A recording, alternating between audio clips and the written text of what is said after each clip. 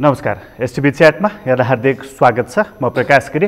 STV च्याटको आजको अङ्कमा हामी चर्चा गर्नेछौँ हाम्रो राजनीति जब प्रतिनिधि सभा विघटन भयो त्यसपछि असरल्लो परेको छ र अहिले चर्चा हुन थालेको छ, विमर्श हुन थालेको छ कि विग्रहमा त गएको छ तर कुन तहसम्मको, जस्तो पहाडबाट ढुङ्गो खस्दाखेरि कति तलसम्म जान्छ मानिसहरू हेर्छन् नि, त्यो ढुङ्गोको गतिमा वेगमा हाम्रो राजनीति तलतर्फ गइराखेको छ भनेर यो कुरालाई पर्गेल्नको लागि अब हेर्नुपर्नेछ, सर्वोच्च अदालतलाई हेर्नुपर्नेछ, निर्वाचन आयोगलाई।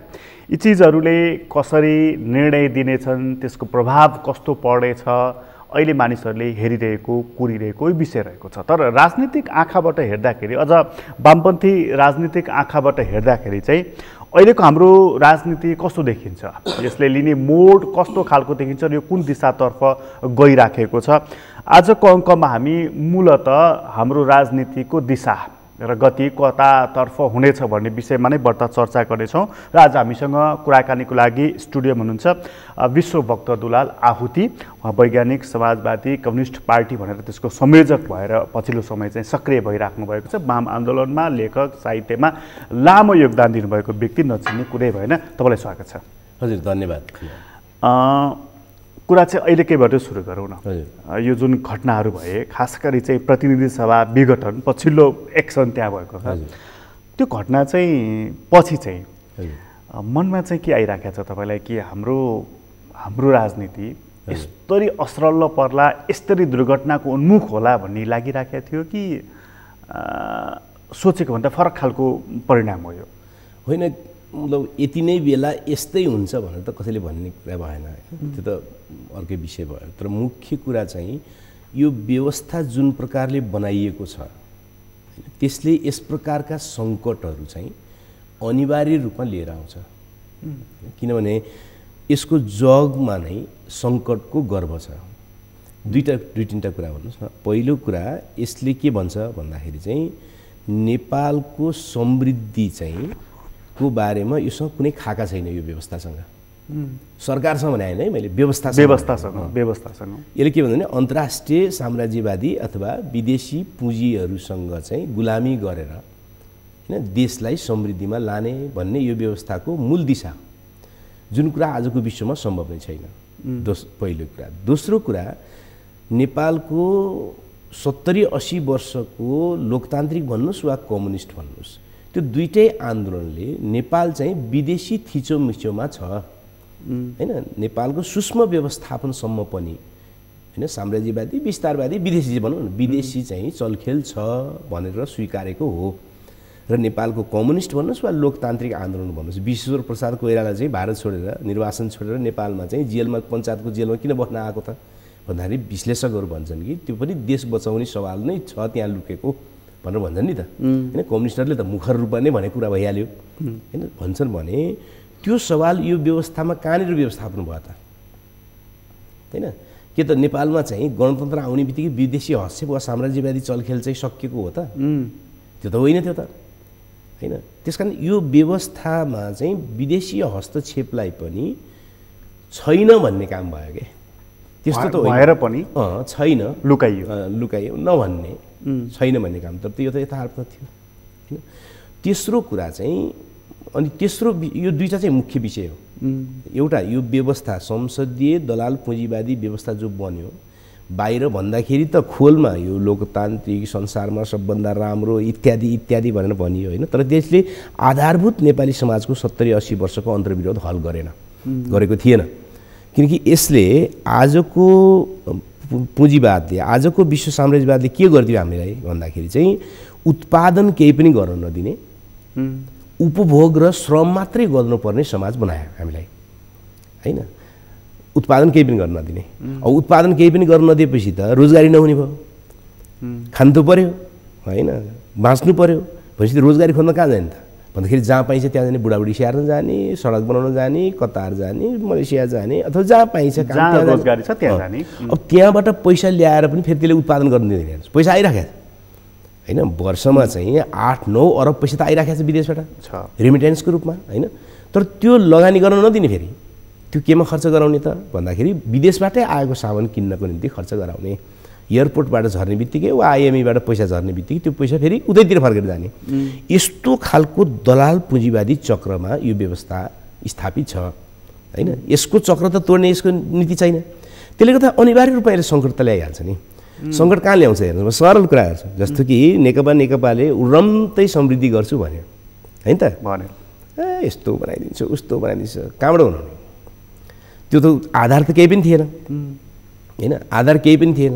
आधार केही पनि नभइकन त्यस्तो कुरा गरिसकेपछि त 1 वर्षसम्म त मान्छेले सुने, 2 वर्ष सुने, त्यसपछि त्यही पार्टीका मान्छेहरूलाई के लाग्न थाल्यो भने यसले डुबाउने भयो, हुने पनि केही भएन, हाम्रो भविष्य समेत डुबाउने भयो भन्ने सङ्कट त पैदा भयो हैन। त्यसकारण जुन दिशामा यो व्यवस्थाले जान्छ भनेर जो हल्ला गरिएको थियो त्यो कुरा नै सत्य थियो, त्यहाँनिर सङ्कट थियो। अर्कोतिर विदेशीहरूले स्वाभाविक रूपमा यस प्रकारको चाहिँ समाज बनाउनका निम्ति त यहाँ अस्थिरता हैन, यहाँनिर गडबडी त गरिराख्नु पर्ने हुन्छ नि, नत्र त मान्छेको एउटा सुदृढ दृष्टिकोण बन्न थाल्छ नि गलत चिजका विरुद्ध। त्यस कारण त्यो पनि उनीहरूले गर्ने भए हैन। त्यसैको फल त हो हैन, राष्ट्रवाद इत्यादि इत्यादिको ठुलो नारा दिएको, तर चाहिँ सिंहदरबारमा होइन कि सिंहदरबारमा होइन कि बालुवाटारमै बोलाएर भारतको गुप्तचर संस्थाको प्रमुखलाई भेटेको राति। किन त ल के यसको के उत्तर? यसको केही उत्तर छ काहीँ? कुनै पत्रिकामा यसको उत्तर छ? कुनै विश्लेषकसँग यसको उत्तर छ? यसको उत्तर त सरल छ नि, सरल छ नि। किनकि राष्ट्रवादको खोल ओढेर केही समय राज गर्छु भनेको, तर आन्तरिक र चाहिँ वस्तुगत सङ्कट हल गर्न नसक्दाखेरि चाहिँ तमसर्णम गरेको, यही त हो हैन। त्यस कारण यसको व्यवस्थामै समस्या छ। त्यो व्यवस्था जस्तो, तर अहिले जस्तो यो करिब 2/3 मत भएको सरकार र नेपाल कम्युनिस्ट पार्टी नेकपा, ब्र्याकेटभित्र नेकपा, डबल नेकपा, अनि कम्युनिस्ट पार्टी भइसकेपछि अघि तपाईँ जुन एउटा सैद्धान्तिक कुरा गर्दै हुनुहुन्थ्यो नि कि विश्व दलाल पुँजीवादी नोकरसाही व्यवस्था जुन छ त्यो चक्रलाई त तोड्नको लागि नै त कम्युनिस्ट पार्टी गठन भयो। कम्युनिस्टहरूको आदर्श, सिद्धान्त, व्यवहार, अझ अहिले त हामी गणतन्त्रमा छौँ, आचरण पनि गणतान्त्रिक हुनुपर्ने त छँदैन छ, त त्यसले त चक्र तोड्नको लागि कम्तीमा पनि एक पाइलो त सार्न सक्छ नि त, किनभने मत छ, संसद छ, सरकार छ, ढल्ला के भन्ने चिन्ता थिएन, कम्तीमा 1-2 वर्ष त मानिसले कुरेर बसेका थिए, यसले तोड्नु पर्दैन थियो। यो यस्तो छ, कस्तो भयो भने नेपालमा चाहिँ कम्युनिस्ट पार्टी भनेर नेकपा जो बनाइयो हैन, तर त्यो त कम्युनिस्ट पार्टी थिएन। र खड्ग ओलीजीले त प्रष्टै भन्या हो नि त, त्यति बेलाको मैले पटक पटक दोहोऱ्याउँछु कि यो हिस्टोरिकल कुरा भएको हुनाले, कि जुन बेलामा पार्टी एकता हुँदै थियो उहाँहरूको, उहाँले अन्नपूर्ण पोस्टमा फुल पेजको इन्टरभ्यू दिएर अब बन्ने पार्टी कम्युनिस्ट पार्टी पनि हुने छैन, वामपन्थी पार्टी पनि हुने छैन भनेर त उहाँले प्रष्ट भनेको कुरा हो नि। त्यो पार्टीको त फर्स्ट म्यान हो नि उहाँ, पहिलो अध्यक्ष हो नि त हैन। त्यसको त कतै खण्डन भएन नि हैन। दोस्रो कुरा, त्यो पार्टी एकता गर्ने बेलामा बाबुरामजीले चाहिँ अब यो पार्टीको नाम चाहिँ कम्युनिस्ट पार्टी नराखौँ भनेर उहाँले प्रस्ताव गरेका कुरा हो र त्यसमा मोटामोटी सहमति बन्न पनि खोजेको कुरा हो। त्यसकारणले त्यो कम्युनिस्ट पार्टी थिएन। मनमोहन अधिकारीले भने जस्तै कम्युनिस्ट ब्रान्ड चाहिँ चुनावमा बेच्नका निम्ति जरुरी छ भनेर राखिएको मात्रै कुरा थियो। त्यसकारण यो पार्टी वास्तवमा दलाल पुँजीवादी पार्टी बनाइएको हो यथार्थमा। त्यो भेद त औ खुल्दैछ नि हैन। उनीहरूको एकता के को रहेछ, के को निम्ति रहेछ भन्दाखेरि त भागभण्डाको निम्ति रहेछ भन्ने कुरो त दुनियाँले बुझ्यो नि त। हामीले सुरुमा भन्दा विश्लेषण गर्दा त पूर्वाग्रह होला भनेर ठाने मान्छेहरूले ठान्छन् पनि, त्यो स्वाभाविक हो। सबैले सबै कुरा देख्छन् भन्ने पनि होइन कुनै पनि बेलामा हैन।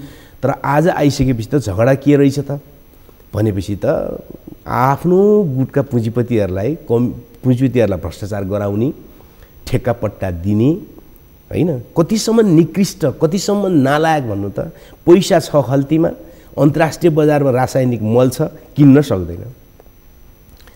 यहाँभन्दा ठुलो समृद्धिको चाहिँ नि के भन्ने अब त्यो लज्जास्पद चाहिँ नि दृश्य के, पैसा छ खल्तीमा हैन, अन्तर्राष्ट्रिय बजारमा चाहिँ रासायनिक मल छ, तर 2 सिजनसम्म ल्याउन सक्दैन भनेपछि आफ्ना गुटका चाहिँ दलाल पुँजीपतिहरू मार्फत चाहिँ कति ठुलो कमिसनको खेल रहेछ त नेपालमा। झगडा त त्यहाँ हो नि उहाँहरूको। त्यो एउटा दृश्यले देखाइदियो, प्रश्न देखाएन। मैले ठुल्ठुलो कुरा नगरिकन यो ओम्नी भन्ने यति भन्ने हैन, यता ठुल्ठुलो कुरा नगरिकन मलको कुरा गरेँ, सामान्य मलको कुरा गरेँ, हरेक मान्छेलाई छुने विषय थियो। भनेपछि त्यो कम्युनिस्ट पार्टी नै थिएन, होइन नि, उहाँहरूको अध्यक्षले भनेको दुईटा जाजोलले माने कम्युनिस्ट पार्टी नि, हिजोको एमाले, हिजोको माओवादी केन्द्र। हुन त तपाईँ त 74 फागुन 1 गते नै ठिक छैन भनेर जनयुद्ध दिवस त्यतातिर पेरिस डाँडा छाडेर यतातिर सभागृहतिर आउनुभयो। तर उहाँहरूले पछिसम्म पनि यो कम्युनिस्ट पार्टी हो, कम्युनिस्ट हो, कम्युनिस्ट हो भनेर त छाडिराख्नु भएन। अस्ति प्रचण्डजीको प्रतिवेदनैसम्म पनि हेर्ने हो भने सरकारलाई उहाँले लगाएको आक्षेप चाहिँ यो दलाल पुँजीवादी नोकरसाहीको पक्षपोषण गर्ने भयो भन्ने 19 पेजमा त त्यही नै छ। उहाँ अलिकति कम्युनिस्ट, अर्को चाहिँ अलिकति कम कम्युनिस्ट भनेको अकबरी सुन र अलिकति कम पित्तल परेको हो। त्यस्तो होइन, मतलब हेर्नुहोस्, नारा दिने भने अर्को धनबहादुर हुने बित्तिकै धनी हुने कुरा होइन, होइन, गरिब प्रसाद हुने बित्तिकै गरिब हुने कुरा होइन, होइन, सुन्दर नाम राखेर कोही मान्छे सुन्दर हुने कुरा होइन। त्यस कारणले यो नाम र ब्रान्ड भन्ने कुरा बेच्ने कुरा हो, होइन, पुँजीवादीहरूले। मार्केट केमा छ हो नि, मनमोहन अधिकारीले त प्रश्नै भन्दै आउने नि यो कुरा त, होइन, कम्युनिस्ट पार्टी भन्दा ट्रेडमार्क हो भनेर त भने होइन त, त्यही त हो अहिलेसम्म आएको। र जहाँसम्म प्रचण्डजीहरूले भनेको कुरा छ, त्यो त पार्टीभित्र लडाइँ गर्ने भइसकेपछि कुनै कुनै राजनीतिक जलप त दिनु पऱ्यो नि, त्यतिको लागि होइन भने तैँले 2.5 वर्ष चलाउने, मैले 2.5 वर्ष चलाउने भन्दाखेरि मान्छे र प्रवृत्ति फेरिया थियो त, त्यति बेला सबभन्दा क्रान्तिकारी भयो नि त। तर एउटा सैद्धान्तिक आर्ट प्रचण्डजीले लेखेको देखिन्छ नि कि यो सरकार आफ्नो स्वतन्त्र ढङ्गले चल्ने कि पार्टीको नीति नियम र निर्देशनहरू पालना गर्ने भनेर अलिकति कम्युनिस्ट अलिकति चाहिँ नि। हेर्नुहोस्, पहिलो कुरा संसदीय पुँजीवादी दलाल व्यवस्थामा गइसकेपछि र पार्टी पनि त्यस्तो बनाइसकेपछि त्यो व्यवस्थाको ढाँचा अनुसार चल्न सक्नुपर्ने हुन्छ, होइन। त्यो भने के हो त भने अहिले डोनाल्ड ट्रम्पको पार्टीको अध्यक्ष को छ भनेर धेरै मान्छेलाई वास्ता छैन। भारतको भाजपाको अध्यक्ष को छ भनेर वास्ता छैन। किनकि पुँजीवादी संसदीय व्यवस्थामा चाहिँ जो मान्छे प्रधानमन्त्री हुन्छ, होइन, त्यसले पार्टी पनि चलाउँछ, त्यसले सरकार पनि चलाउँछ यथार्थमा। त्यसमा समस्या भएन। प्रचण्डजी प्रधानमन्त्री भयो भने त्यही त गर्ने हो, उहाँले त्यही गरे होइन, पहिला त्यही गरे होइन र पहिला उहाँ प्रधानमन्त्री हुँदा उहाँले के गरे हो त नि पार्टीमा, होइन। त्यस कारण पुँजीवादी पार्टी भइसकेपछि गर्ने त्यही नै हो। मैले गर्न पाइनँ भने हो उहाँहरूले, त्यो त अर्कै विषय हो, होइन, त्यो कुनै सिस्टमको कुरा होइन। त्यो यो कुनै सिस्टमको बादको कुरा थियो यो कम्युनिस्ट सिद्धान्त अनुसार चलौँ, पार्टीको निर्देशन सरकारले मान्नुपर्छ, पार्टीका नीति कार्यक्रम हिजोका घोषणापत्रहरू कार्यान्वयन हुनुपर्छ भन्ने कुरा बादसँग जोडेको विषय। कम्युनिस्ट सिद्धान्त अनुसार चल्ने हो भने त उहाँले वर्ग सङ्घर्ष गर्नु पऱ्यो नि त। वर्ग सङ्घर्ष नगर्ने कम्युनिस्ट पार्टी हुन्छ भनेपछि नेपालमा कोसँग वर्ग सङ्घर्ष गर्ने उहाँहरूले, होइन। नेपालको शत्रु वर्ग, जनताको शत्रु वर्ग भनेको दलाल पुँजीपति वर्ग हो नि। त्यो दलाल पुँजीपति वर्ग चाहिँ उहाँहरू सबैजना आफ्नो पार्टीमा लिएर बस्नु भएको छ र आफै पनि त्यसमा जानु भएको छ। अनि कोसँग सङ्घर्ष गर्नुहुन्छ त उहाँले? वर्गको कुरा गर्दा उहाँहरूको वर्ग प्रचण्डजीको र केपी ओलीको वर्गको अहिले त दलाल पुँजीपति वर्ग नै हो उहाँहरू। मजदुर वर्ग होइन, के को मजदुर वर्ग? कहाँ छ मजदुर? किसान। के को किसान हुने बेकारको कुरा यो कसले पत्याउँछ दुनियाँमा अहिले? त्यस्तो कुरा गरेर त अब त पत्याउने कुरा भएन नि। हिजो 40 वर्ष अगाडि को कस्तो थियो, 30 वर्ष अगाडि को कस्तो थियो, 20 वर्षको अगाडि को कस्तो थियो, त्यो अर्को विषय हो। तर अहिले उहाँहरूको जीवनशैली, उहाँहरू बाँचेको जीवनको धरातल, उहाँहरूको सङ्गत, उहाँहरूले कसलाई चाहिँ ठेक्का पार्नको निम्ति खेलेका भूमिका, होइन, यी सबै हेऱ्यो भने के उहाँ चाहिँ मजदुर वर्ग हुन्छ कतै? त्यस्तो कुरा गरेपछि प्रधानमन्त्री केपी ओलीको ठाउँमा प्रचण्डजीलाई राखिदिएको भए पनि, प्रधानमन्त्री प्रचण्ड भइदिए भए पनि हुने चाहिँ यति नै हो। यहाँभन्दा बढी के हो भने आधार हुनु पऱ्यो नि। हुन्थ्यो के भन्थ्यो भने प्रचण्डजीको पनि अथवा पुँजीवादी पार्टी सबैको, है, म व्यक्तिमा जान्न, म जस्तो कि केपी ओली ग्रुपको पनि एउटा पुँजीपतिहरूको गिरोह हुन्छ, त्यही हो गुट भने पुँजीपतिहरूको समूह। उहाँले यति लगायतका ओम्नी लगायतकालाई समात्नु भएको छ, त्यसलाई बनाउनु भएको छ, होइन। माधव नेपाल भने पनि अर्को एउटा पुँजीपतिको ग्रुप हुन्छ, त्यहाँ त्यसलाई खुवाउने भन्ने हुन्छ, त्यसमार्फत पार्टी चलाउने भन्ने हुन्छ, होइन। नारायण काजी भन्यो भने त्यहाँ पनि सानसानो एउटा पुँजीपतिहरूको ग्रुप बनाउनु खोजिराख्नु भएको छ उहाँहरू, होइन। त्यसपछि त्यसलाई फाइदा गराउने भन्ने हुन्छ। यो त छ्याङ्गै छ नि कुरा त। किन त्यस्तो हुन्छ हेर्नुहोस्, म तपाईँलाई सुनाउँछु किन त्यस्तो हुन्छ भने पुँजीवादी राजनीतिमा पुँजी प्रधान हुन्छ, नत्र पुँजीवाद किन भने त, होइन। पुँजीवादी व्यवस्थामा त पुँजी प्रधान हुन्छ नि। त पुँजी प्रधान हुने भएपछि त पार्टीभित्र पनि जोसँग पुँजी सञ्चालन गर्ने, पुँजी सङ्कलन गर्ने क्षमता छ, त्यो सबभन्दा अगाडि आउँछ। चुनावको निम्ति 5 करोड 10 करोड 20 करोड खर्च गर्नुपर्ने हुन्छ, होइन। आफ्ना गुटका मान्छेहरूलाई जिताउनका निम्ति उनीहरूलाई पनि पैसाको व्यवस्थापन गरिदिनु पर्ने हुन्छ। अब यिनीहरू उद्योग पनि गर्दैनन्, कृषि पनि गर्दैनन्, जागिर पनि खाँदैनन्। अब त्यो करोडौँ रुपियाँ कहाँबाट आउँछ? त्यो पार्टी चलाउने त्यत्रो करोडौँ रुपियाँ कहाँबाट आउँछ भने स्वाभाविक रूपमा कमिसन र भ्रष्टाचारबाट त आउँछ। नाम त अर्को दिन्छन् नि हैन, नाम त सहयोग गरे भन्छन्, यसो भन्छन् उसो भन्छन्, त्यो अर्को विषय भयो। मुख्य कुरा त कमिसन र भ्रष्टाचारबाट ल्याउने हो। त्यो कमिसन र भ्रष्टाचार आफ्नो गुटको निम्ति संस्करण गर्नका निम्ति पुँजीवादी पार्टीभित्र जहिले पनि यस्तै सङ्घर्ष भइरहन्छ। त्यो सामान्य कुरा हो। त्यो कारणले यो सङ्कट आएको होइन है। फेरि त्यो त देखा परेको निमित्त कुरा मात्रै हो। सङ्कटको गर्भ त व्यवस्थामै छ नि, व्यवस्थामै छ नि। साम्राज्यवादसँग नलड्ने हैन, विदेशी हस्तक्षेपसँग नलड्ने, विश्व बैंकसँग हात मात्रै थाप्ने, त्यसको चाहिँ देशलाई सिद्धाउनु खोज्ने विषयमा नलड्ने। तपाईँ भन्नु न एमसिसी भन्नु न, एमसिसी ल्याउने प्रकरणमा चाहिँ शेरबहादुर र प्रचण्डजी सामेल हुनुहुन्छ। त्यो सबैलाई थाहा छ नि, उहाँहरूकै कार्यकालमा भयो नि त, उहाँहरू सरकारमा भएको बेलामा। अनि लागू गर्न ओलीले खोज्या हो। आज प्रचण्डजी त फेरि अर्को लाइनमा हुनुहुन्छ। कहाँ लाइनमा हुनुहुन्छ? के लाइनमा हुनुहुन्छ उहाँ? ल मैले पास गर्दिनँ भनेर भन्नु सक्नुहुन्छ उहाँ कहिले? असम्भव। र श्रीलङ्काको जति बोलेर देखाउ त। उहाँको गुटका जो मानिसहरू बोलिराख्नु भएको छ नि प्रखर रूपमा, को बोले? त्यो भीमरावलजीदेखि लिएर के बोले उहाँहरूले? के बोले? उहाँहरू चाहिँ यो हुबहु कम्तीमा पनि हुबहु पास गर्नु। एमसिसी भनेको हुबहु मात्रै पास हुन्छ कि पास हुँदैन? सिम्पल कुरा छ। एमसिसी भनेको संशोधन हुने चिजै होइन। यस्ता हास्यास्पद कुरा गर्ने उहाँहरू बोलिराख्नु भएको छ नि। बोल्छ नि, पार्टीमा हाइलाइट हुनु पर्यो, गुटलाई चाहिँ अगाडि बढाउनु पर्यो, जनतालाई मूर्ख बनाउनु पर्यो। कमिटी नै गठन गर्यो त्यो। कमिटी बनाएर के भयो त नि? केही भयो त? रिपोर्ट दियो। रिपोर्ट दिएर केही भयो त? झलनाथ खनाल केही पनि हुँदैन त्यो हैन, केही पनि हुँदैन। किन हुँदैन भने एमसिसी जस्तो सन्धि सम्झौता जो छ त्यहाँ त प्रष्ट लेखिया छ नि। कुनै सम्झौता त त्यो त नेपालको सरकारले चाहिँ संशोधन गर्न सक्ने हो र पैसा लिन भन्न सक्छ? त्यो पो सक्छ त? त्यो त संशोधन हुँदैन नि। पैसा लिन भन्नको लागि पनि खर्च गरिसकेको छ नि। खर्च गरे त नेपाल सरकारको कट्टिने हुन्छ। त्यो लिएन भने नेपाल सरकारको तर्फबाट कट्टिने हुन्छ क्या। त्यो नेपालको बजेट कट्टिने हुन्छ, लिएन भने त्यो केही फरक पर्दैन। भनेपछि एमसिसीको पक्षमा केपी ओली जहाँ हुनुहुन्छ प्रचण्डजी नि त्यही हुनुहुन्छ। त्यही त हो नि त, सिधै कुरा हो नि। ल त होइन भने देखाउनु त कसैले, ल देखाउनु त कसैले। त्यसले त्यसको विपक्षमा जो मत जाहेर गरिरहेका छन् त्यो चाहिँ विपक्षमै कहाँ छ र भने यसका के जस्ताको तस्तै गर्न सकिन्न भने त एउटा नाटक गर्ने भने हो। संसदमा जाने हैन, हामी चाहिँ राष्ट्रिय हितका विरुद्ध यसलाई प्रयोग गर्न दिने छैनौँ भनेर एउटा सङ्कल्प प्रस्ताव जस्तो पास गर्ने। एमसिसी संशोधन हुन्छ? आलोचनात्मक समर्थन जस्तो। त्यही त हो कुरा त। यो त यस्तो नाटकबाजी संसदीय राजनीति भइरहन्छ नि, पुँजीवादी राजनीतिमा जनतालाई मूर्ख बनाउनलाई हैन। त्यो त हास्यास्पद कुरा न हो त्यो त।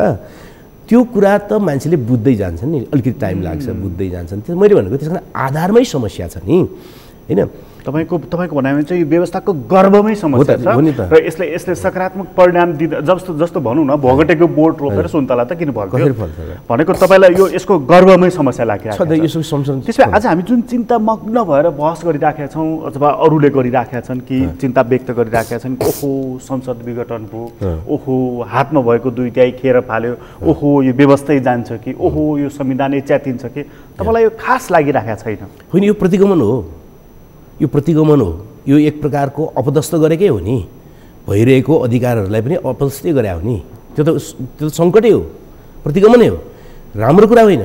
बेटीको यसका विरुद्ध दृढतापूर्वक लडिनुपर्छ। तर यो संसदीय परिपाटीभित्रको एउटा घटना हो नि त होइन। संसद विघटन प्रधानमन्त्रीले कयौँचोटि गरेका अघिल्लो 47 को संविधान। यो संविधानमा छैन। तर यो संविधानमा छैन। यो संविधानमा त्यो व्यवस्था छैन। यो संविधानमा यसरी विघटन गर्ने व्यवस्था छैन। यो वकिलहरू धेरै चर्चा गरे उनले, म समय यहाँ धेरै लिन्न। यो संविधानमा राष्ट्रपतिलाई त्यस्तो गर्ने अधिकार पनि छैन हैन, प्रधानमन्त्रीलाई यसो गर्ने अधिकार पनि छैन। संसदभित्रबाट बहुमतले सरकार बनाउन नसके, त्यसपछि गठबन्धन बनाउन नसके, त्यसपछि अर्को कसैलाई तेस्रो पटक पनि गर्न नसके मात्रै अनि चुनावभन्दा अर्को विकल्प छैन भन्ने चाहिँ एउटा धारा छ 76 भन्ने। अरू कहाँ त्यस्तो छैन नि, त्यस्तो छैन। यो छैन, यो बलजफ्ती गरे हो। यो राजनीति एक प्रकारको अङ्ग्रेजीमा भन्दा कुनै हो हैन। तर यो कुको स्रोत चाहिँ यो व्यवस्थाभित्र नै छ भने आगे यो सङ्कटको स्रोत चाहिँ यो व्यवस्थाभित्र नै छ। यो गलत काम भएको छ, यो यसका विरुद्ध दृढतापूर्वक लडिनुपर्छ।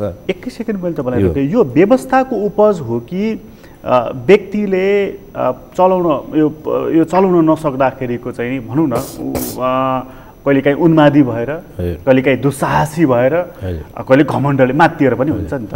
व्यक्तिको दोष हो कि यो व्यवस्थाको दोष हो? यो चाहिँ मतलब यसको चाहिँ वस्तुगत र आत्मगत भन्ने हुन्छ होइन, कारणहरू सिद्धान्तमा जाँदाखेरि। वस्तुगत भनेको चाहिँ व्यवस्थाजन्य समस्या, यो व्यवस्थाले यस्तै खालको ल्याउँदैन थियो भने पनि अर्को खालको समस्या ल्याउँछ कि होइन। त्यस कारणले वस्तुगत कारण चाहिँ व्यवस्थामा छ। अब आत्मगत कारण भन्ने हुन्छ नि, व्यक्तिले सचेत रूपमा गर्ने। व्यक्तिगत आत्मगत कारण चाहिँ त्यो पार्टी गठन गर्दाखेरिको हास्यास्पद तरिका होइन।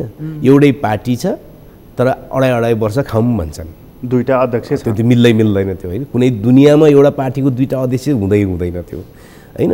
लङ जर्नीमा चाहिँ दुईटा पाइलट हुन्छन् भने पनि त्यहाँ एउटा पाइलट हुन्छ, अरू सहयोगी हुन्छन् होइन। त्यो त हुने कुरा होइन त्यो होइन। नाइट बसमै चाहिँ लामो यात्रामा गर्दाखेरि पनि दुईजना ड्राइभरले चलाउने हुँदैन, एउटा सुत्ने हुन्छ, एउटा चलाउने हुन्छ होइन। त्यस कारण त्यो त मिल्दैन नि, त्यो त काहीँ पनि मिल्दैन त्यो। त्यस्ता हास्यास्पद कुरो किन गरे त उनीहरूले भन्दाखेरि त्यो भागबन्डाका निम्ति, जनताको कम्युनिस्टप्रतिको आकर्षणलाई भजाउनका निम्ति मात्रै गरिएको थियो। त्यो त कुनै सिद्धान्त, कुनै देश सम्झेर गरिएको त थिएन। त्यसले अनिवार्य रूपमा परिणाम त ल्याउँथ्यो होइन। त्यसमाथि केपी ओली टाइपका मानिसहरू, जसमा चाहिँ एक प्रकारको सनक, एक प्रकारको घमण्ड होइन, एक प्रकारको चाहिँ उडन्ते तर्कहरू होइन, जसको तथ्य तर्क केही पनि छैन होइन, गोइडा नेपालमा मात्रै छ भन्ने खालका मान्छेहरू के होइन। त्यस्ता मान्छेहरूलाई इतिहासमा चाहिँ मौका मिल्यो होइन। त्यस्ता कुराहरूले पनि यो घटना घट्न मद्दत चाहिँ गर्यो, त्यो सहायक पक्ष हो होइन। तर मुख्य कुरा त्यो होइन, मुख्य कुरा त हामीले जडमा जानु पर्यो, त्यसको कारणमा वस्तुगतै समस्या भनेको व्यवस्थाकै एकदम। यहाँ दोष चाहिँ मानिसहरू व्यक्तिको समस्या हो, यो व्यवस्थाको होइन भनेर अहिले जुन चर्चा चलिरहेका छ, यसमा तपाईँ सहमत हुनुहुन्न? होइन, यो त यस्तो नि, यस्ता संसदीय पुँजीवादी दलाल व्यवस्थामा आउने सङ्कटहरूलाई अधिकांश पटक व्यक्तिको दोषको रूपमा परिभाषित गरिन्छ र त्यसलाई स्थापित गर्न खोजिन्छ। के कारणले? त्यसो गरिसकेपछि जनतालाई के भ्रम पर्छ त भने व्यवस्थातिर ध्यान जाँदैन नि, व्यवस्थाको खराबीतिर ध्यान जाँदैन। पञ्चायतले हिजो के गर्थ्यो भने त कहिले सूर्यबहादुर थापा बेठिक भन्थ्यो, कहिले होइन नगेन्द्र प्रसाद रिजाल बेठी भन्थ्यो, कहिले भूमिगत गिरोह खराब भन्थ्यो। सबै काम के को निम्ति गर्थ्यो भने राजतन्त्रात्मक पञ्चायती व्यवस्था चाहिँ टिकाइराख्ने होइन। त्यसभित्रका व्यक्ति खराब हुन् भनेर भ्रम दिने हो नि त। अहिले पनि त्यही उहाँहरू कोही पनि भनिराख्नु भएको छ नि, संसदीय व्यवस्थाभित्रका बाबुरामजीदेखि होइन, उपेन्द्र यादवदेखि अशोक राईदेखि प्रचण्डसम्म वा केपी ओली वामदेवसम्म कोही पनि व्यवस्थाको कुरा गरिराखेको छैन नि। व्यवस्था एकदम ठिक हो, व्यक्तिले बिगार्यो भनिराख्नु भएको छ। व्यक्तिले बिगारेको हो भने अब एक दुईवटा प्रश्न गरौँ न त। व्यक्तिले बिगारेको हो भने जुन सर्वोच्च अदालतमा अहिले मुद्दा गएको छ, त्यही सर्वोच्च अदालतको प्रधान न्यायाधीश होइन, संवैधानिक परिषदको अलोकतान्त्रिक र प्रतिगमनकारी विधेयकको आधारमा बैठक बस्न प्रधानमन्त्रीसँग किन जान्छ? नियुक्ति गरे नि त होइन। जबकि यही संसदीय लोकतान्त्रिक भनिएको व्यवस्थामा विपक्षी अनिवार्य, सभामुख अनिवार्य, किन सभामुख स्वतन्त्र हुन्छ भनिन्छ, विपक्षी चाहिँ स्वतः नै सरकारको विरोधी हुन्छ भनेपछि ऊ समेत भयो भने चाहिँ संवैधानिक मुख्य अङ्गहरूमा चाहिँ कमसेकम एक पार्टीको अलोकतान्त्रिक चाहिँ नियुक्ति नहोस् भनेर बनाएको भन्छन् नि त। त्यस्तो नहुने गरेर विधेयक आइसकेपछि प्रधान न्यायाधीश पनि त बैठक बस्न गएर नियुक्ति भयो नि त। भनेपछि त्यो एउटा व्यक्तिको मात्रै विषय हो त, त्यो होइन रहेछ नि त। अनि त्यही मान्छे फेरि अब गएर चाहिँ नि अब सर्वोच्च अदालतमा फेरि यही मुद्दा हेर्ने भयो। हेर्नुहोस् अब मिल्यो त यो कुरा, प्रतिगमनको कुनै अंशमा चाहिँ दृढतापूर्वक सामेल भयो नि त अदालत पनि होइन। अनि त्यही अदालतले प्रतिगमनको मुद्दा हेर्ने त मिल्छ त। अब यो हुन्छ त यो काम जताबाट गरे पनि हुँदैन। त्यसकारणले कुरा के होइन भने व्यवस्थाको सङ्कट हो, यो व्यवस्थाको सङ्कट हो, व्यक्तिको होइन, व्यक्तिको होइन भनेर भयो। अब त्यो व्यवस्थाको सङ्कट हो भने त अब जस्तो प्रतिनिधि सभा विघटन भइसकेपछि एक थरी मानिसहरूको भनाइ के छ भन्दाखेरि तपाईँको जस्तो यो कु हो, प्रतिगमन हो, उहाँहरू त्यहाँसम्म पुग्नु भएको छ। र एक त अझ अगाडि बढेर एक थरी मानिसको भनाइ के छ भने केवल 4 महिना अर्थात् यो पुसमा विघटन गरेर वैशाखसम्म 4 महिना चाहिँ थप समय प्रधानमन्त्री भइराखौँ भन्नको लागि मात्रै केपी ओलीले यो हरकत गरेका होइनन्, यसको पछाडि अर्को कुनै राजनीतिक अभिष्ट छ भनेर पनि एकदम आशंकायुक्त प्रश्नहरू गरिराखेका छन्। तपाईँलाई पनि त्यस्तो शङ्का लाग्छ? यो त यस्तो हेर्नुहोस्, मतलब पहिलो कुरा अब नेपालको यो अहिलेको राजनीतिमा नेपालभित्रका पार्टीहरू र नेताहरूको आधारमा मात्रै निर्णय हुने दिन यो फेजमा सकियो। नेपालभित्रका नेता र पार्टी यो संसदीय पार्टी के ले मात्रै निर्णय गर्ने राजनीतिको फेज हुन्छ नि एउटा अवस्था, त्यो चाहिँ सकियो। त्यो कुन दिनबाट सकियो? गणतन्त्र आएको दिनबाट सकियो कि? त्यो गणतन्त्र आउनुसँग यसको कुनै सम्बन्ध छैन नि। मतलब अहिलेको यो शिफ्ट भयो भन्छ यो प्रतिगमनको घटना जो देखा पर्यो त्यो त एउटा पार्टी, एउटा गुट, एउटा व्यक्तिले मात्रै गरे त होइन, यो त अन्तर्राष्ट्रिय साम्राज्यवादी चाल अन्तर्गत गरे। हेर्नुहोस् किन त्यस्तो हुन्छ। विश्व पुँजीवादले हाम्रो जस्तो देशको निम्ति जस्तो व्यवस्था लादेको छ त्यो व्यवस्थाबाट सङ्कट आउँछ भन्ने कुरो त उनीहरूलाई थाहा छ। त्यसकारण वास्तविक श्रमजीवी जनता, आम श्रमजीवी जनता त्यो व्यवस्थाको विरुद्ध नजाउन् भन्नका निम्ति यस प्रकारको भ्रम र विभ्रमहरू पटक पटक सृजना गरिराख्नु पर्ने हुन्छ ताकि ध्यान अन्त मोडियोस्। हुन्छ त्यस्तो हैन, गर्नै पर्ने हुन्छ त्यो। त्यसकारण उनीहरू त्यसको निम्ति यहाँको दलालहरूलाई, यहाँको दलाल सत्ताहरूलाई चाहिँ उनीहरूले त्यसको निम्ति मौका पर्दाखेरि पटक पटक प्रयोग गर्दछन्। हैन, यहाँको प्राकृतिक स्रोत लुट्ने, यहाँको श्रम लुट्ने, यहाँको बजार कब्जा गर्ने त सधैँ नै छ, त्यो गरि नै राखेका छन्। त्यसमा कसले रोकेका छ र? यहाँको सत्ताले रोक्नेवाला छैन। त्यस विरुद्ध जनता नउठुन् भन्नका निम्ति यस प्रकारका इल्युजनहरू, यस प्रकारका भ्रम र विभ्रमहरू चाहिँ पटक पटक खडा गर्नुपर्ने हुन्छ र उनीहरू त्यस्तो मौका पाउँदा गर्छन् र अहिले गरे हैन। त्यसमा अब यो मुद्दा सर्वोच्च अदालत, मेरो विश्लेषण सर्वोच्च अदालतमा पनि छैन यो मुद्दा बालुवाटारमा पनि छैन, सिंहदरबारमा पनि छैन, राजनीतिक पार्टीहरूको कोर्टभित्रै छैन। बरु राजनीतिक पार्टी, यहाँका दलाल राजनीतिक पार्टीहरू सहित विदेशी हस्तक्षेपको कुन लबी अब प्रधान भएर कता लाने भन्नेमा आधारित हुन्छ यो त। अब भनेपछि अब यो प्रधानमन्त्रीको बसमा पनि रहेन, के हुने बेकारमा यी राजनीतिक पार्टीहरूको बसमा पनि रहेन, उनीहरूको मात्रै बसमा हुँदैन। अब अदालतसँग त रहन्छ नि। हजुर, अदालतसँग। अब अदालत भनेको को? नेपालको हैन त। हिजो सांसद भएका मान्छेहरूले सर्वोच्च अदालतका न्यायाधीश छन् पार्टीको टिकटमा, होइन र? पार्टीको टिकटमा बकाइदा सांसद भएर हिँडेका मान्छेहरू, हैन, वर्षौँ पार्टीका कार्यकर्ता भएका मान्छेहरू अदालतमा छन्। त्यो अदालत भने कस्तो छ हामीलाई थाहा छ नि।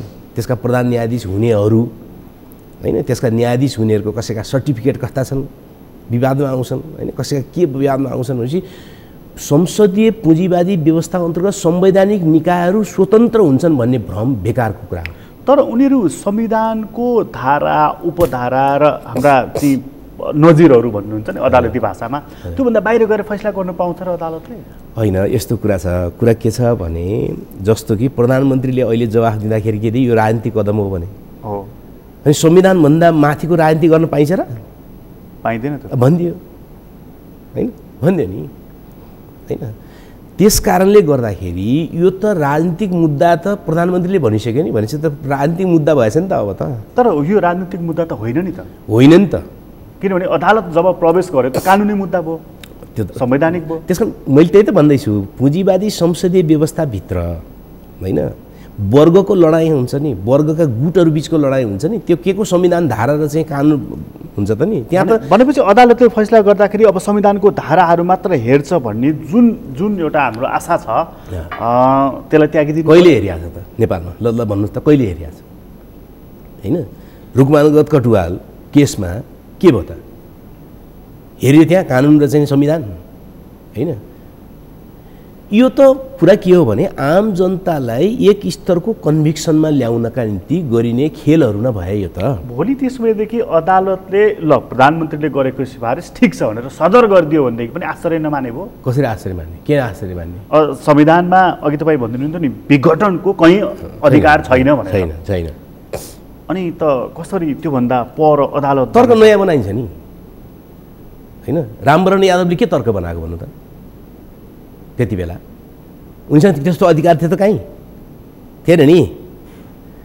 त्यस कारणले राजनीतिमा त वर्ग सङ्घर्ष र मुख्य कुरा हुन्छ, त्यहाँ को हाबी हुने भन्ने मुख्य कुरा हुन्छ, होइन? त्यस कारणले त्यसैदेखि मलाई अघिको कुरामा जोडेँ म, प्लिज माफ गरिदिनु होला। तपाईँ अघि जुन भन्दैनथ्यो मलाई इन्ट्रेस्टिङ लाग्यो। अब यो बालुवाटारमा मात्रै पनि निहित रहेन, राजनीतिक पार्टीहरूमा मात्रै पनि रहेन, अदालतमा मात्रै पनि रहेन, यहाँ अब भनेपछि एक्सटर्नल फ्याक्टरहरू हाबी हुन्छन्, भइरहेका छन्। भएरै यस्तो भएको। तपाईँलाई म भने जस्तो कि चाइनिजहरू प्लेन नै रिजर्भ गरेर आए नि त, चार्टर गरेर आए। अब के भने थाहा छैन। सतहमा चाहिँ उनीहरूले कम्युनिस्ट पार्टी मिल भने जे भने त आए, दुनियाँमा त्यस्तो घटना हुन्छ त? अर्काको देशको पार्टी मिलाउन जाने भन्ने। अनि दुनियाँमा चाहिँ एउटा देशको प्रधानमन्त्रीको क्वार्टरमा गएर अर्को देशको सिआइडी प्रमुखले रातभरि वार्ता गर्ने, रातका 2-3 घण्टा वार्ता गर्ने भन्ने हुन्छ त? त्यो के त? त्यो चल खेलै त हो। त्यो बङ्गलादेशमा पनि भएको थियो नि एकचोटि। तपाईँलाई बङ्गलादेश शेख मुजिबुर रहमानलाई बङ्गलादेश रको चिफले गएर एकदम बाङ्लादेश भयो, भुटान भयो, श्रीलङ्का भयो, होइन? दक्षिण एसियामा त भारतीय दादागिरी त छ त होइन? अहिले त अमेरिका पनि भारत मार्फत आउने भन्ने छ अहिले त मूलभूत रूपमा, होइन? त्यो दादागिरी त छ त। अब त्यसैदेखि अदालतले के गर्छ भन्ने भन्दा अन्तर्राष्ट्रिय शक्ति केन्द्रहरूको चलखेलले नेपालमा के गराउन चाहेको भन्ने कुरा त्यता चाहिँ हेर्नु पर्यो हामीले। दुईटै कुरा हो कि नेपालको चाहिँ संसदीय पार्टीहरू भनेको जो सत्तामा पुग्दछन् उनीहरू मूलभूत रूपमा त दलाल भूमिकामा छन्। दलाल भूमिकामा भने त विदेशीहरूको स्वार्थलाई पुरा गर्ने एजेन्ट भने न हो, होइन? त्यसकारण विदेशी हस्तक्षेप र यहाँको दलाल पुँजीपति वर्ग छुट्टा छुट्टै भन्दा पनि एउटै साङ्लोको एउटै प्रक्रियाका विभिन्न चाहिँ नि चरणहरू नै भए, विभिन्न अङ्गहरू भए। तपाईँको अहिलेको विश्लेषणले चाहिँ के भन्छ कि यो संसद विघटनको मुद्दा चाहिँ ठिक छ, अब यसमा विदेशी हस्तक्षेप तपाईँले जोडिहाल्नुभयो, तपाईँको विश्लेषणले त्यो भनि नै राखेको छ, अध्ययनले त्यही देखाइराखेको छ भनेदेखि त्यसमै मूल्याङ्कन यसरी हुन्छ कि विघटन गर्दाखेरि बढी क्षति हुन्छ कि पुनर्स्थापना गर्दाखेरि बढी क्षति हुन्छ अथवा उनीहरूको स्वार्थ पुरा हुन्छ, त्यो कुराको मूल्याङ्कन गरिन्छ? एकदम त्यो त प्रश्न कुरा छ नि, कुरै त्यही हो नि। अब त त्यही त हो नि, जुन चिज गर्दा बढ्ता क्षति हुन्छ नेपालमा त्यही क्षति भन्दा पनि आफूलाई बढी फाइदा, आफूलाई बढी फाइदा के गर्दाखेरि बढी फाइदा हुन्छ। किनकि यस्तो खालको नेपालमा क्रमशः नेपाली समाजमा एउटा नाङ्गो चिज हुँदै गइसक्यो। त्यो के त भने यो जतिजना विदेश गए पनि, जति राजनीतिक रूपमा चाहिँ 2/3 बहुमत ल्याए पनि खोइ त समृद्धि, खोइ त प्रगति भन्ने प्रश्न त उठ्न थाल्यो नि। हो अब के त भन्ने हो, त्यस 2/3 नि नपुगेपछि अब के गर्नु? 3/3 त्यसकारण अब त्यो 2/3 भित्र अथवा चाहिँ राजनीतिक स्थिरता नै भएन, त्यस कारणले गर्न सकिन भन्ने तर्क ल्याइदिनु पर्यो नि, होइन? त्यो तर्क त त्यसलाई विघटन गर्ने, त्यसलाई चाहिँ गडबडी गर्ने, त्यसलाई काम गर्न नदिने वा चाहिँ काम गर्न नसकेको भन्ने, होइन? अनेक स्थिति सिर्जना गरेपछि न मान्छेको ध्यान चाहिँ के गर्ने, कामै हुनु पाएन भन्नेतिर जाने भयो नि त। तपाईँको विश्लेषणमा चाहिँ विघटनबाट बढ्ता क्षति हुन्छ अथवा विदेशी स्वार्थ पूर्ति हुन्छ कि पुनर्स्थापनाबाट? पहिलो कुरा चाहिँ आधारभूत समस्या दुइटै गरे पनि हल हुँदैन। पुनर्स्थापना गरे पनि, मध्यावधि चुनाव गरे पनि आधारभूत समस्या त हल हुँदैन। समस्या त व्यवस्थामा छ, व्यवस्थामा सङ्कट हल गर्न प्रयत्न गर्नु पऱ्यो नि, त्यो त छैन, होइन? यहाँका उत्पीडितहरूको मुद्दा पनि छोपछाप पार्या हो संविधानमा, है? समाधान केही पनि गरायो होइन? अब साम्राज्यवादसँग लड्नुपर्ने, विदेशी हस्तक्षेपबाट चाहिँ मुक्त गर्नुपर्ने 70-80 वर्षको एजेन्डामा मौन बस्या हो, होइन? अब हाम्रो देशमा आफैले उत्पादन गर्ने, यो उत्पादन गर्नका निम्ति दलाल पुँजीवादले रोकेको छ, त्यस कारण दलाल पुँजीवादसँग लड्ने भन्ने व्यवस्थाको नीति हुनु पऱ्यो नि, त्यो नीति छैन। नभइसकेपछि त होइन स्वाभाविक रूपमा संसद पुनर्स्थापना गरे पनि गरे पनि मान्छे फेरिएलान्, होइन त? मान्छे फेरिन्छन्। जस्तो भनौँ न, अब एउटाले ओम्नी समात्ने, यति समात्ने, होइन? अर्कोले अर्को ग्रुप समात्ने भन्ने नै कुरा आउने भयो त। त्यसमा समस्याको समाधान संसदीय व्यवस्थाभित्रैबाट व्यक्ति फेरेर वा एकाध चुनाव गरेर हल हुने भइदियो त हल भइहाल्थ्यो। त्योभन्दा पर जानु पऱ्यो भन्ने तपाईँको भनाइ। भारतमा हेरौँ न, किसानहरू त्यत्रो आन्दोलन हेरौँ न, व्यक्ति फेरि आयो नि त, होइन? काङ्ग्रेस आयो ठिक भएन, कहिले देवेगौडा आउने, कहिले यस्तो हैरान भयो भनेर एकदम स्थायी सरकार ल्यायो होइन त? यो 10 वर्ष हुन लाग्यो नि, होइन? के हो त हालत किसानहरूको? त्यस कारण संसदीय व्यवस्थाभित्र, दलाल संसदीय व्यवस्थाभित्र नै व्यक्ति फेरेर, होइन? चुनावबाट चाहिँ पार्टी फेरेर समस्या हल हुन्छ?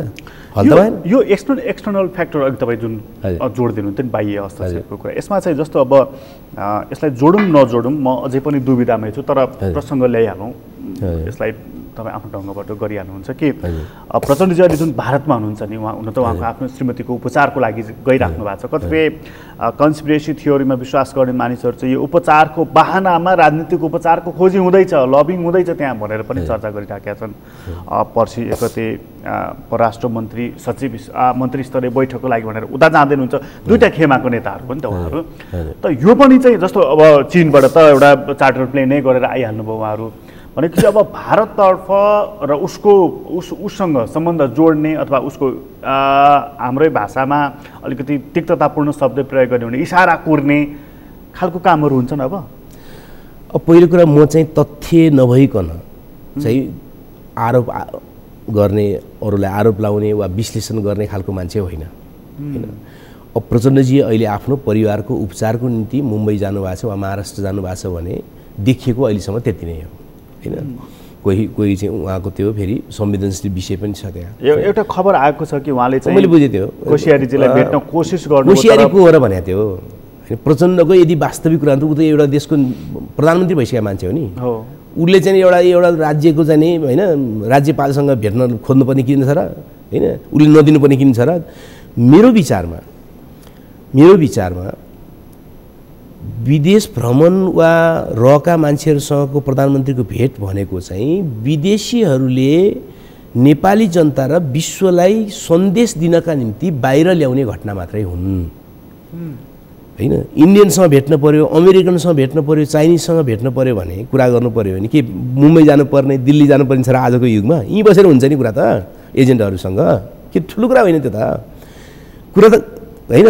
त्यस कारणले विदेशीहरूसँगको भेटघाट जब बाहिर ल्याइन्छ आयोजना गरेर भने त्यसले त सन्देश दिन खोज्या पो हुन्छ त त्यो होइन प्रष्टै बुझ्नु हो भनेर सन्देश दिन खोज्या हुन्छ। नत्र भारतको रको चिफ नेपाल आएर प्रधानमन्त्रीलाई भेटेँ भनेर संसारलाई भन्नुपर्ने होइन नि होइन। उहीँ बसेर नि कुरा हुनसक्छ। त्यो हङ्गामा यो त हल्लाको किन गरेर भन्दाखेरि हामीले डिजाइन गऱ्यौँ है अब होइन, हाम्रो प्रभाव चाहिँ यो प्रधानमन्त्रीले स्वीकार्यो है, यो बेकारको विगतको राष्ट्रवाद भन्ने कुरा चाहिँ होइन है, सत्य कुरा सिमाना भन्ने कुराहरू अब भ्रमण नपर तिमीहरू भन्ने कुरा हो नि त्यो त। नत्र त आजको दुनियाँ त टेलिफोनबाट कुरा हुन्छ, भिडियो लाइभ हुनसक्छ, एजेन्टहरू पठाउन सकिन्छ, सूत्रधारहरू पठाउन सकिन्छ, त्यो त मुख्य कुरा होइन। त्यस कारणले प्रचण्डजी महाराष्ट्र गएको कुरालाई पनि यदि भारतीय एजेन्टहरूले वा भारतले वा विदेशी शक्तिहरूले प्रचण्डको यहाँ आएर हामीसँग यस्तो यस्तो कुरा भयो है भनेर सन्देश दिने स्तरमा चाहेको हो भने चाहिँ त्यो भ्रमणको अर्थ बेग्लै हुन्छ। नत्र चाहिँ कोही मान्छे उपचार गर्न जान्छ, कोही मान्छे भ्रमण गर्न जान्छ, कोही मान्छे देउता दर्शन गर्न जाला, कोही नाता भेट्न जाला, यो नेपाली समाज र भारतीय समाजको बिचमा चलिराख्ने कुरा हो, यसको महत्त्व छैन। यो बेग्लै प्रसङ्ग हो। जबसम्म तथ्यहरू चाहिँ सार्वजनिक हुँदैन अथवा तथ्यहरूले पुष्टि गर्दैन तबसम्म यो कुराहरूमा धेरै गहिरिनु अर्थ छैन। अब अलिकति त्यसपछि अगाडि बढौँ। यो विघटन पछि नि थोरै मानिस चाहिँ के भन्दैछन् भने 12 बुँदेबाट आरम्भ भएको नेपाली राजनीतिको यो अहिलेको यात्रा त्यसको जग हल्लियो, अब जग हल्लियो भनेर त्यस्तो लाग्दैछ तपाईँलाई? होइन, अब यो त यस्तो छ, राजनीतिक कोर्सको कुरा हुन्छ होइन, कुन बिन्दुलाई पक्रिने भन्ने, 12 बुँदेबाट पक्रिने कि होइन त्योभन्दा अगाडिसम्म जाने कि भन्ने चाहिँ आफ्ना कोर्सहरू होला। तर मुख्य कुरा गणतन्त्र र केही लोकतान्त्रिक अधिकारहरू 46 साल हुँदै 62-63 हुँदै जो संविधानमा स्थापित भएका छन् होइन, त्यो आफैमा व्यवस्थाजन्य सङ्कट त थियो, तर त्यसभित्र गणतन्त्र र केही लोकतान्त्रिक मूल्य मान्यताहरू स्थापित हुन खोजेका थिए, त्यो पनि धरापतिर गयो। त्यो कुरा चाहिँ सत्य हो, त्यो पनि धरापमा पर्ने दिशातिर गयो। त्यो धरापमा पर्दाखेरि कि कोर्स करेक्सनको दिशातर्फ जान्छ? त्यो त नेपाली जनताले गर्ने कुरा हो नि, संसदीय पार्टीहरूले त यही कुरा दोहोऱ्याइराख्ने हो। तर कोर्स करेक्सन चाहिँ अब नेपाली जनताले भन्दा पनि अघि तपाईँले भन्यो भने डिजाइनमा हुँदो रहेछ नि त। हामी डिजाइनमा त कोर्स करेक्सन हुँदैन, झन् गिजोल्ने काम हुन्छ होइन। डिजाइनमा त गिजोल्ने काम बढी हुन्छ नि। जबरजस्त पङ्खा चलाएर पनि हावा आएको चाहिँ अनुभूति दिलाइन्छ नि। त्यही त भनेको गिजोल्ने हो नि, त्यो त मुख्य कुरा त गिजोल्ने हो, झन्झन गिजोल्ने, झन्झन अस्थिर बनाउने होइन, नेपाली समाजलाई एकदम ठुलो कन्फ्युजनमा लैजाने। यो जुन 12 बुँदेबाट यात्रा आरम्भ भएर आज हामी जुन सङ्घीय लोकतान्त्रिक गणतन्त्र जुन व्यवस्था अहिले उपभोग गरिरहेका छौँ, यो चाहिँ भर्सेलामा पर्दैछ त? मतलब व्यवस्था आफैको कुरा गर्ने हो भने समग्र व्यवस्थाको कुरा गर्ने हो भने त यो व्यवस्थाको कामै छैन। तर त्यसभित्र पनि फेरि केही राम्रा चिज त छन्, त्यो राम्रा चिजहरू पनि धरापमा पर्दैछ, त्यो चाहिँ सत्य हो। जस्तै मतलब गणतन्त्रमाथि प्रश्न उठ्नेवाला छ होइन। त गणतन्त्र र यो संसदीय व्यवस्थाको असफलता त एउटै कुरा होइन नि, फरक कुरा हो नि। त्यो फरक कुरा हो होइन, तर व्यवस्थाको समस्यालाई अब गणतन्त्रमाथि प्रश्न उठाउने विषय बन्नेवाला छ। प्रतिगमनकारीहरू जो हिजोदेखि थिए, राजतन्त्रवादीहरू हिजोदेखि नै जो मुठ्ठीभर भए पनि थिए, उनीहरूको निम्ति एउटा नयाँ तर्क त थपिने भयो हैन, देख्यो भन्ने भयो, तर्क थपिने भयो। त्यस्तै गरी जस्तो लेख्न पाउने, बोल्न पाउने हैन, लगायतका चाहिँ मानव अधिकारको बारेमा दाबी गर्न पाउने लगायतका जो अधिकारहरू थिए त्यसमाथि पनि अब क्रमशः बन्देज लाग्नेतिर सम्भावना हुने हो। तर हिजो चाहिँ प्रतिगमनकारी शक्तिको नेतृत्व अथवा प्रतिगमन गर्ने नै दरबार थियो, राजा थिए।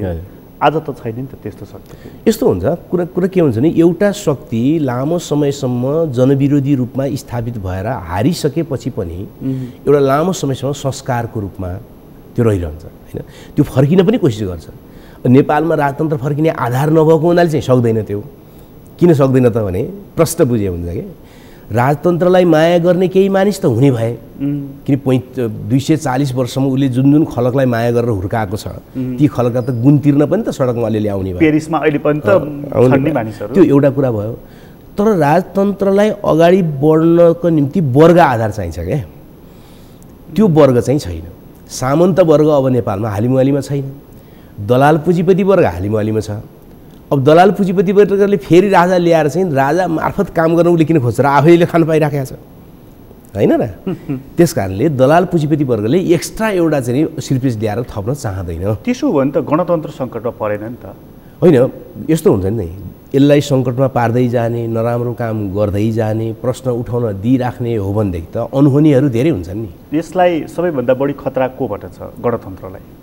गणतन्त्रलाई अहिले तत्काल त म ठुलो खतरा देख्दिनँ, गणतन्त्रकै सन्दर्भमा चाहिँ धेरै ठुलो खतरा देख्दिनँ म अहिले तत्काल चाहिँ। तर यो प्रतिगमन, यो कु जस्ता, यो अपदस्थ गर्ने यस्तो अलोकतान्त्रिक होइन र यो व्यवस्थामा सङ्कट आइराख्ने हो भने चाहिँ त्यसले के गर्न सक्छ त भने नहुने कुराहरू ल्याइदिन्छ क्या समाजमा, जसले कुनै फाइदा हुनेवाला छैन फेरि होइन, जसले कुनै फाइदा गर्नेवाला छैन, तर त्यस्ता कुराहरू ल्याउने। अघि तपाईँले भने गिजोल दिन्छ, गिजोल दिन्छ, वातावरण त गिजोल दिन्छ होइन। त्यो चिजबाट आम जनतालाई फेरि नयाँ प्रगतितिर लानका निम्ति चाहिँ आजका क्रान्तिकारीहरू, देशभक्तहरू र सच्चा लोकतन्त्रवादीहरूले अब मेहनत गर्नु जरुरी छ। के का लागि? यो व्यवस्थाले जनताको समस्या हल गर्न सकेन, यो त सत्य हो। किनकि संसदीय व्यवस्थामा भने के बहुमत ल्याउने होइन, ल्याएपछि शक्तिशाली हुन्छ, उसले आफैले निर्णय गर्न पाउँछ, खुरखुरु निर्णय गर्न पाएपछि जनताको प्रगति हुन्छ। बहुमत मात्रै भएन, करिब 2/3 भयो होइन त, करिब 2/3 नै भयो। थोरै बल गर्दा 2/3 पुग्यो भने 1-2टा पार्टी अर्को जोडे त भइहाल्यो नि, गठबन्धनमा 2/3 भइहाल्यो। पछि काम गर्न कसैले रोकेको छैन, नियुक्ति कसैले रोकेको छैन, पुलिसलाई चलाउन कसैले रोकेको छैन, विकास बजेट बनाउन कसैले रोकेको छैन, केही पनि रोकेको छैन। आर्मीसम्म पनि चलाइयो नि, त्यही त, औषधि ल्याउनलाई आर्मी पनि पठाउनु पर्यो, केही पनि रोकिएको छैन भनेपछि त यो आफै 3 वर्ष पनि अगाडि जान सकेर थला पर्यो भनेपछि त यो त सङ्कट त संसदीय व्यवस्थामा रहेछ नि त। भनेपछि यो त असफल सिद्ध भयो, व्यवहार त असफल सिद्ध भयो भनेपछि यसको विकल्पमा अब पछाडि फर्केर होइन होइन र कुनै पनि प्रतिगमनलाई चाहिँ पुरानो यथास्थिति दोहोऱ्याएर सच्याउन सकिँदैन, त्यो बरु त्यसको सट्टा त्योभन्दा प्रगतिशील व्यवस्थामा जानुपर्ने हुन्छ। यथास्थिति भने यही संसदीय दोहोऱ्याइराख्ने, प्रतिगमन भनेको हिजोको राज संस्था पुनर्स्थापनाको विषय भयो, यी दुईटा चिजबाट हुँदैन। अगाडिबाट जाने भनेको चाहिँ तपाईँले स्वाभाविक रूपमा योभन्दा अगाडिको व्यवस्थामा जानुपर्ने हुन्छ। त्यो भनेको के त भने दलाल पुँजीपति वर्ग र त्यस्तो सत्ता हावी हुने व्यवस्थाको सट्टा आम श्रमजीवी जनता, आम न्यायप्रेमी देशभक्तहरू, लोकतन्त्रवादी शक्तिहरू, व्यक्तिहरू, समाज चाहिँ हावी हुने त्यस्तो वैज्ञानिक समाजवादी व्यवस्थामा जानुपर्छ, जानैपर्छ। अर्को कुनै विकल्प चाहिँ पार्टीको नामै तपाईँले वैज्ञानिक समाजवादी कम्युनिस्ट पार्टी राख्नु भएको छ। मैले हेर्दै थिएँ विप्लवजीको चाहिँ अन्तिम लक्ष्य भनेको वैज्ञानिक समाजवाद छ, केही तादात्म्यता छ यसको? होइन, कम्युनिस्टहरूको मार्क्स कालदेखि नै उनीहरूले भनेको समाजवाद वैज्ञानिक समाजवाद हो, त्यो कुनै हामीले नयाँ शब्द प्रयोग गरेको होइन। किन मार्क्सको पालादेखि नै अरूले भन्ने गरेका विविध रङका समाजवाद थिए, त्योभन्दा बिल्कुल अलग विज्ञानमा आधारित भएर, समाज विज्ञानमा आधारित भएर बनाइने, विज्ञानको नियमअनुसार बनाइने समाजवाद भएको हुनाले मार्क्सवादीहरूले त्यति बेलादेखि नै वैज्ञानिक समाजवाद भने हो। यो हामीले नयाँ शब्द प्रयोग गरेको होइन होइन। अहिले अरूले कुनै कम्युनिस्ट पार्टीले चाहिँ समाजवाद भन्छ भनेपछि त्यो वैज्ञानिक समाजवाद भनेको हुनुपर्छ, अरू समाजवाद त विभिन्न रङका छन् नि। हिटलरका समाजवाद भने पनि अगाडि चाहिँ वैज्ञानिक हुनुपर्छ, नत्र भने कम्युनिस्टको शब्द होइन त्यो। अहिले पनि त हामी समाजवादी मुलुकमै छौँ नि। कहाँ संविधान त संविधानमा समाजवाद काहीँ पनि भनेको छैन। उन्मुख भनेको छ। उन्मुख भने त त्यतातिर फर्किने भने हो नि, फर्किन त पाइयो नि, फर्किन त जता पनि पाइयो नि। तपाईँ चाहिँ चन्द्रमातिर फर्किनुहुन्छ भने चन्द्रमामा बास बस्ने भने हो र, त्यो होइन नि। उन्मुख भनेको फर्किने त्यतातिर भने। कस्तो समाजवाद भन्ने त संविधानमा केही पनि लेखाएको छैन। किन समाजवाद त हिटलरको पनि समाजवाद, मुसोलिनीको पनि समाजवाद, इन्दिरा गान्धीको समाजवाद, अरब पनि समाजवाद। यो यस्ता मनोचिन्ते कुरा गरेर मान्छेलाई उल्लु बनाइएको न हो। कुनै प्रष्ट चिजै छैन नि समाजवादको संविधानमा। कहाँ छ र उन्मुख हुने, फर्किने भने? कता फर्किने, कस्तो खालकोमा फर्किने त्यो पनि छैन। यसको कुनै अर्थ छैन। यो त पुँजीवादी, यो चाहिँ लुटको व्यवस्था निरन्तर कायम गरिराख्ने भने हो। यो अहिले चाहिँ कम्तीमा सैद्धान्तिक रूपमा चाहिँ तपाईँ र विप्लवजीसँग चाहिँ अलिकति निकटता, खास गरी वैज्ञानिक समाजवाद ल्याउने भन्ने सन्दर्भमा देखियो। किरणहरू त जनगणतन्त्र भन्दै हुनुहुन्छ, उहाँहरू वैज्ञानिक समाजवादमा अलिकति अस्पष्ट भए जस्तो लाग्छ। उहाँहरूको कुरा वैज्ञानिक समाजवादभन्दा अगाडिको स्टेज एउटा नयाँ जनवाद जो हुन्छ त्यो पनि नेपालमा पुरा गर्नुपर्छ भन्ने मात्रै कुरा हो। उहाँहरू वैज्ञानिक समाजवादको विपरीत होइन। त्यसो भएदेखि तपाईँहरूको बिचमा चाहिँ यो अहिले उन्ने कोसिस भइराखेको छ? होइन, हामीले त यो बिचमा चाहिँ चार पार्टीको बिचमा अब आजको सङ्कट हल गर्ने मात्रै होइन कि यो व्यवस्था नै असफल भएको हुनाले यो व्यवस्थाको विकल्पमा हामीले चाहिँ नयाँ व्यवस्थामा जानका निम्ति भनेर रणनैतिक संयुक्त मोर्चा बनाउने सहमति नै गरिसक्यौँ नि। त्यो सैद्धान्तिक सहमति कि मोर्चा नै बनिसक्यो? सैद्धान्तिक सहमति हो, अब बन्छ नि मोर्चा त। अब बन्छ। र त्यसले ल्याउने चाहिँ वैज्ञानिक समाजवाद, त्यसले सङ्घर्ष उठान गर्छ नि। सङ्घर्षको चरण चाहिँ सङ्घर्ष त मतलब अहिले त स्वाभाविक रूपमा देशव्यापी रूपमा जनतालाई जनपरिचालन गर्नु पर्यो। यो व्यवस्था किन खराब छ? तर यसमा तपाईँहरूको आधारभूत रूपमै फरक छ नि। तपाईँ स्वतन्त्र रूपमा गतिविधि गरिराख्नु भएको छ, मोहन वैद्यजीहरू स्वतन्त्र रूपमा गतिविधि गरिराख्नु भएको छ, विप्लवजी त कहाँ हुनुहुन्छ, कहाँ हुनुहुन्छ? त्यो त सरकारले प्रतिबन्ध लगाएपछि त मान्छे लुक्ने भयो नि त, त्यो त गलत छ नि। उहाँले पनि त हिंसात्मक गतिविधि गरिदिनु भयो। होइन, हिंसात्मक गतिविधि गरे हो र त्यो कानुन विपरीत छ भने त सजाय गरे भइहाल्यो नि कानुन अनुसार। के फरक पऱ्यो त्यो त? त्यसमा त केही समस्या भएन। कसैले नेपालको कानुन उल्लङ्घन गरेर, विद्यमान संविधान कानुन उल्लङ्घन गरेर काम गर्छ भने त त्यही कानुन लगाए भइहाल्यो नि। तर पार्टी चाहिँ प्रतिबन्ध लगाउनुभन्दा अगाडि नै उहाँ भूमिगत बस्नुभयो नि। होइन, कोही भूमिगत बस्छ कि बस्दैन उसको अधिकार कुरा भयो नि। मुख्य कुरा त त्यो पार्टी भने त संविधान अनुसार चल्ने नै हो। संविधानमा त प्रत्येक पार्टी त गतिविधि गर्ने अधिकार छ। संविधानमा पार्टी प्रतिबन्ध लगाउने त कुनै धारा नै छैन नि। उहाँले संविधानै मान्दिनँ भन्नुभएको छ नि। संविधान मान्दिनँ भन्न पाइन्छ त, म पनि मान्दिनँ नि। हो र? किन पाइँदैन र? संविधान मान्दिनँ भन्न पाइँदैन भनेदेखि चाहिँ राजा चाहिन्छ भनेर मान्छेले किन जुलुस निकालेर त्यो पाउँछ नि उनीहरूले पनि भन्न त होइन। संविधान मान्दिनँ भन्ने अधिकार त जसलाई पनि छ नि। के ठुलो छ र? म नयाँ बनाउँछु भन्ने अधिकार छैन र? संविधान त्यस भएदेखि तपाईँहरूको यो 3-4वटै शक्तिहरूको चाहिँ एउटा समान धारणा छ र मोर्चा बनाएर जाने कसरतमा तपाईँहरू हुनुहुन्छ। मैले अझै जान्नु खोजेको चाहिँ ठिक छ, यो संसदीय व्यवस्थाले यो मुलुकलाई उन्नति गर्दैन, समुन्नतितर्फ लैजाँदैन भन्नेमा एउटा साझा निष्कर्ष तपाईँले निकाल्नु भएको छ। तपाईँहरूले चाहिँ अब ल्याउने भनेको चाहिँ जनगणतन्त्रमै नै हो कि अथवा चाहिँ अघि तपाईँले वैज्ञानिक समाजवाद भन्नुभयो नि, जनगणतन्त्र भन्दा पनि पर हो नि त त्यो वैज्ञानिक समाजवाद त होइन र? हो, एकदम हो। अनि एकदम लामो यात्रा भयो त। लामो यात्रा भएन। लामो यात्रा भने चाहिँ के हुने भयो त? होइन, किनभने आज हामी कहाँ छौँ भन्दाखेरि संसदीय लोकतान्त्रिक परिपाटीमा छौँ। यो भनेको पुँजीवादी व्यवस्था हो एकदम, होइन त?